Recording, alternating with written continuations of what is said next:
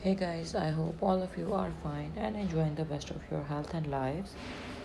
Friends, my today's video is creative and unique in itself, like my all previous videos, because in this video I am sharing a wide variety, simple and easy and beginner friendly and highly attractive design ideas of how you can design beautiful and creative neckline designs for your dresses, how you can design your kurti, kameez, shirts, gowns, tops, peplum for your e-dresses for any type of festive occasion, and more creativity as well.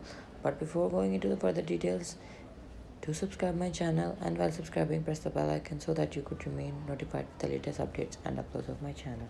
You can use any type of fabric for making these very beautiful and easy to make embroidery patterns.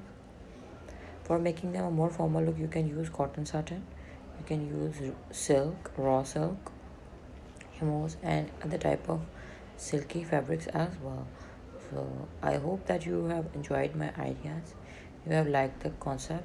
So do try these patterns, make your dresses at home, be a designer of your own at a very low cost with a very beautiful and highly attractive designer pattern ideas.